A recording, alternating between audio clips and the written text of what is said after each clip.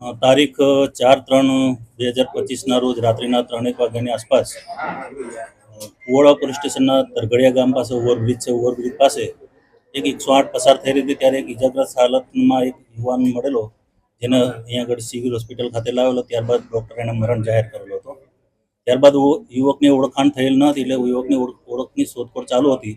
એ દરમિયાન જાણવા મળેલ કે ગોંડલ સિટીમાં એક યુવક ગુમ થયેલ છે. તે બાબતે તપાસ કરી ગોંડલ પોલીસનો સંપર્ક કરી અને એના સગાવાલાને બોલાવીને ગઈકાલે એના સગાવાલા આવી અને યુવકની લાશ જોતા આ યુવક ગોંડલનો રહેવાસી રાજકુમાર જાટ હોવાનું ઓળખ થયેલ.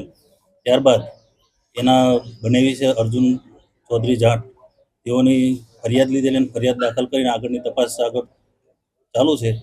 પરંતુ તપાસ દરમિયાન થોડું વિગતે જાણવા મળેલ છે કે જે યુવક છે એ તરઘડિયા બ્રિજ પાસે જ આવેલ રામધામ આશ્રમ છે. એ આશ્રમમાં તારીખ 3 તારીખે જે સાંજના 6 વાગે જેવો એ આશ્રમમાં આવે છે અને 4 તારીખે મતલબ મોડી રાત્રે સવારે 2 વાગ્યાની આસપાસ અરસામાં એ આશ્રમમાંથી બહાર નીકળેલાનું જણાય છે. અને એ બહાર નીકળ્યા પછી તે બાજુમાં થોડાક ડિસ્ટન્સમાં કંઈ અકસ્માતથી ઇજાગ્રસ્ત થયો એવું હાલ જાણવા મળેલ છે.